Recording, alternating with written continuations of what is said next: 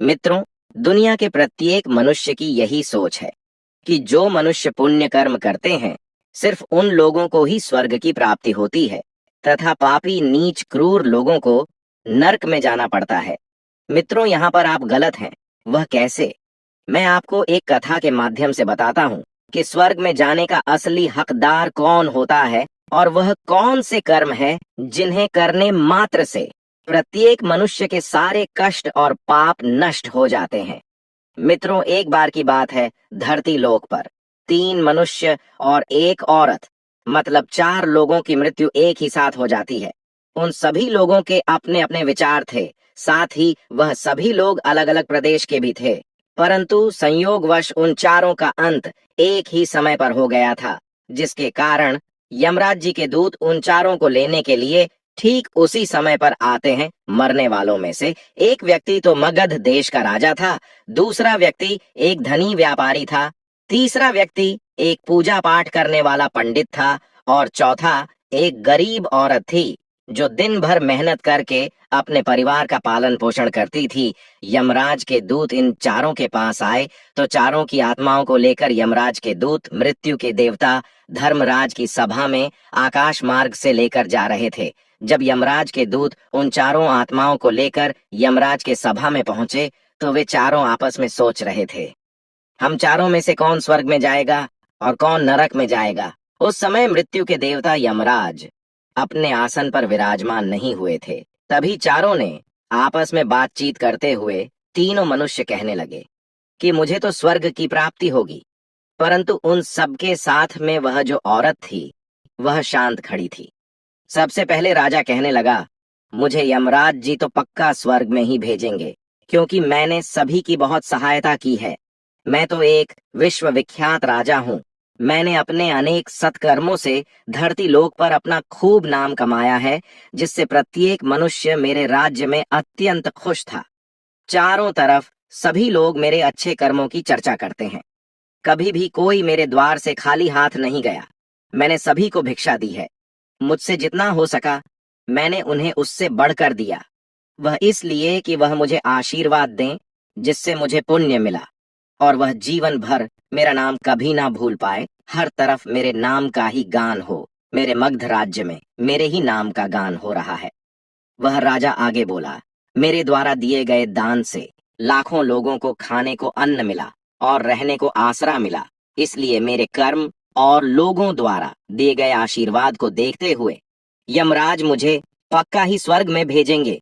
मित्रों, राजा की बात सुनकर जो वह धनी व्यापारी था वह कहने लगा, अरे भाई, मैंने तो पृथ्वी लोक पर रहकर खूब धन कमाया, फालतू का खर्च नहीं किया और उस धन से मैंने लाखों लोगों की सहायता की।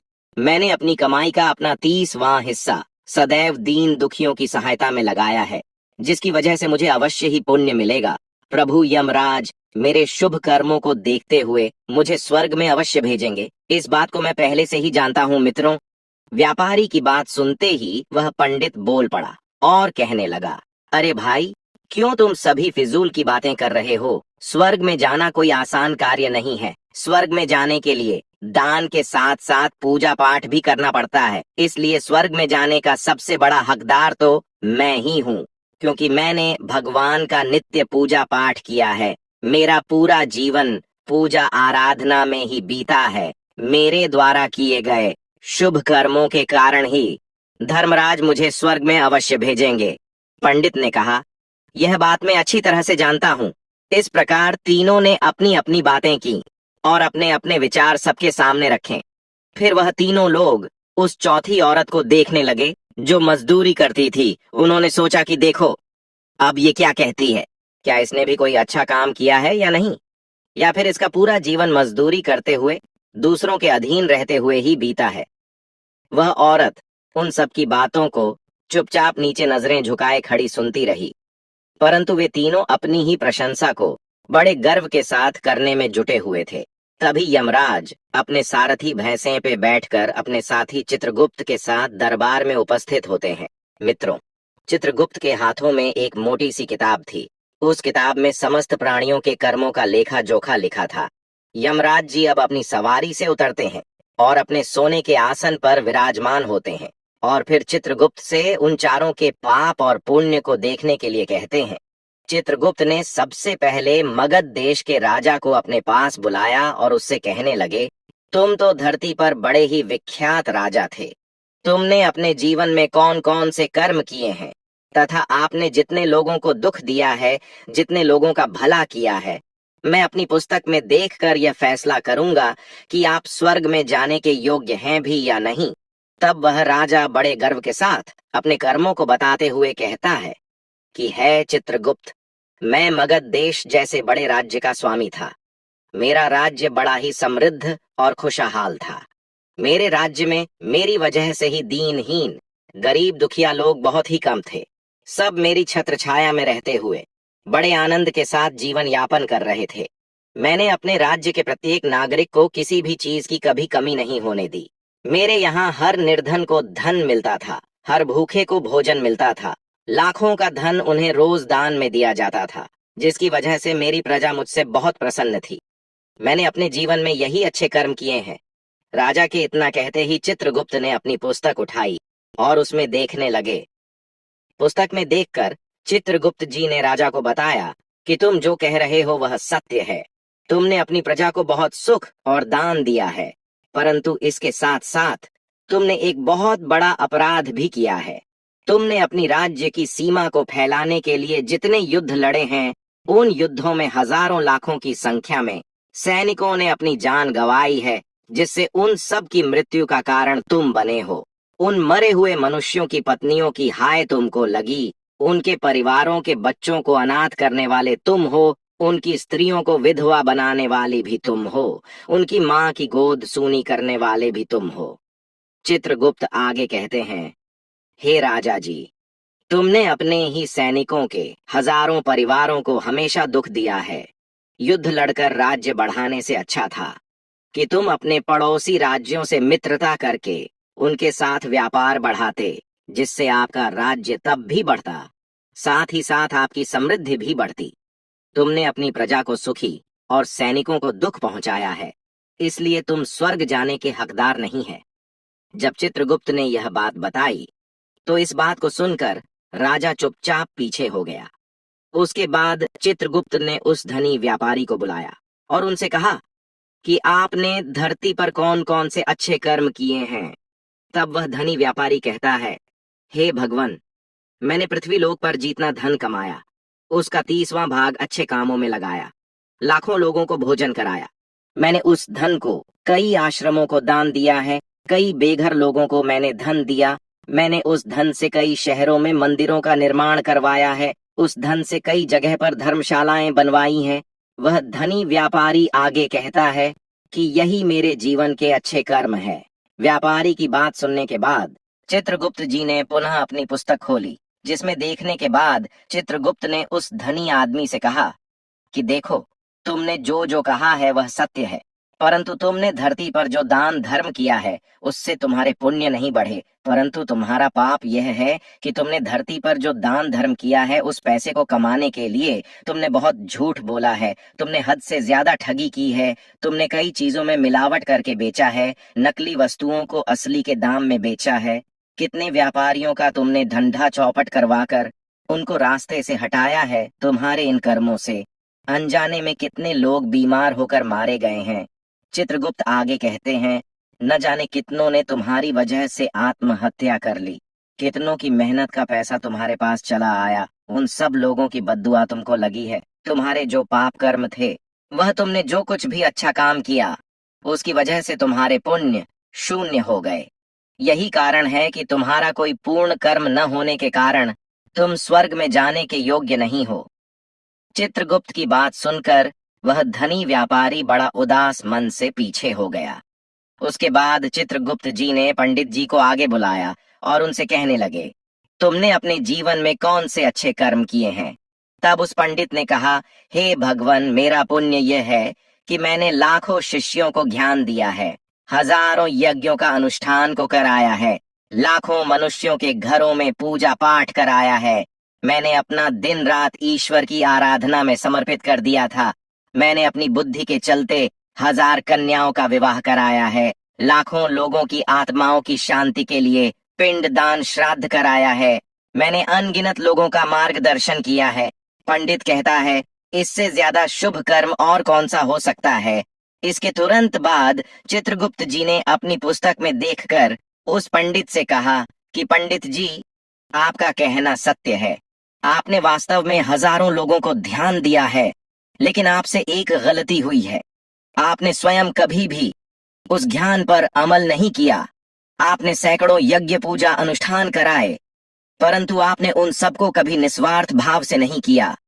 तुम हमेशा से धन के लालची रहे हो, इसलिए तुम स्वर्ग में जाने के योग्य नहीं हो।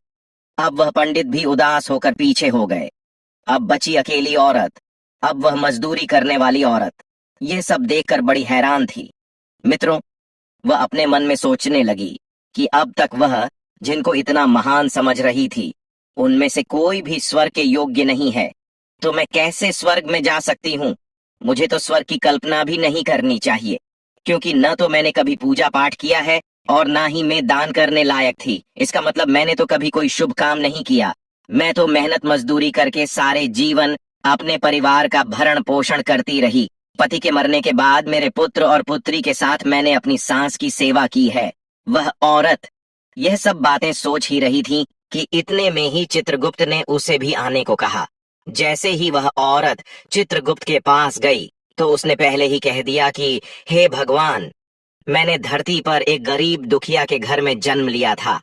दान हवन पूजा पाठ करने के लायक ही नहीं थी, तो मैं शुभ कर्म कहाँ से करती? मैं तो अपने परिवार का पालन पोषण बड़ी मुश्किल से कर पाती थी। मैं जानती हूँ भगवान कि मैं स्वर्ग में जाने के योग्य नहीं हूँ। मैंने धरती पर भी नर्क भोगा है और आगे भी नर्क में ही जाने की मेरी हैसियत है। वह औरत आगे कहती है, किंतु हे प्रभु, मेरी एक इच्छा है। मैं स्वर्ग में तो नहीं जा पाऊंगी, लेकिन मैं एक बार स्वर्ग को अपनी आंखों से देखना चाहती हूँ। इससे अधिक मेरी कोई इच्छा नहीं है, क्योंकि मैंने ऐसा कोई काम नहीं किया है जो मुझे स्वर्ग में पहुंचा दे। क्योंकि मेरे पास इतना समय ही नहीं बचता था कि मैं लोगों की सेवा कर सकती। मैं अपनी सास की सेवा में परिपक्व रहती थी। मैंने लोगों को समय न देकर वह समय मैंने अपने बूढ़े माँ बाप की से सेवा में लगाया है। उनको भोजन खिलाती पिलाती थी, उनके वस्त्र बदलती थी। यही मेरी दिनचर्या थी। मुझे तो मंदिर में जाने का भी अवसर नहीं मिलता था। उस औरत की बात सुनकर चित्रगुप्त ने पुनः अपनी पुस्तक में देखकर पूछा, हे देवी, तुम ध्यान से सोचकर बताओ कि तुमने कभी तो कोई पुण्य कर्म किया होगा। तब औरत ने अपने पूरे जीवन के घटनाक्रम को याद किया और तब उसे याद आता है कि एक बार उसे बहुत तेज की भूख लगी थी।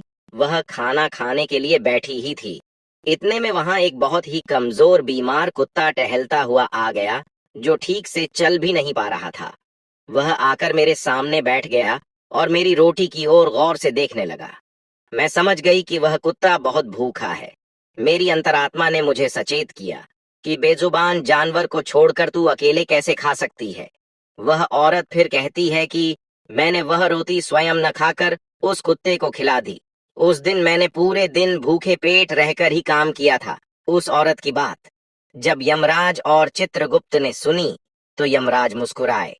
तब स्वयं यमराज जी ने उसका हाथ पकड़कर बड़े सम्मान के साथ उस औरत को स्वर्ग में लेकर गए और यमराज जी बोले, वास्तव में आप ही स्वर्ग में रहने की अधिकारी हो। प्रत्येक जीव पर दया दिखाना ही सबसे बड़ा पुण्य कर्म है। मनुष्य जो भी काम निस्वार्थ भाव से करता है, वास्तव में उसको ही उसे सबसे बड़ा पुण्य मिलता है। निस्वार्थ भाव से किए गए जन कल्याण के लिए एक छोटे से छोटा काम भी आपके सैकड़ों पापों को नष्ट कर देता है। यमराज आगे कहते हैं, लालच और स्वार्थ के वशीभूत होकर मनुष्य द्वारा किया गया शुभ कर्म भी फलदायी नहीं होता है। इसलिए ध्यान रहे, जीवन में अच्छे कर्म अच्छी भावना के साथ करना चाहिए। ऐसा नहीं होना चाहिए कि आपने किसी से धन छीनकर या चुराकर अच्छे काम में लगा दिया हो, तो वह धन आपको कभी नरक में नहीं ले जाएगा। ऐसा काम करने पर आप अवश्य ही नरक के भागीदार बनेंगे। अगर कोई मनुष्य उसी धन को दान पुण्य में लगाता है, तो वह उससे भी नहीं उभर सकता। इसके बाद चित्रगुप्त पंडित, राजा और धनी व्यापारी को नरक में डलवा देते हैं। वहीं उस स्त्री को स्वर्ग की प्राप्ति होती है। स्वर्ग में वही व्यक्ति जाता है जिसने प्रत्येक काम निस्वार्थ भाव से प्रत्येक जीव की सेवा की हो, भले ही उसने जीवन में एक पैसा भी दान न किया हो, पर वह जिस लायक था, अपने सामर्थ्य के अनुसार उसने निस्वार्थ भाव से जो भी काम किया है, वही उसकी मुक्ति का रास्ता तय करता है,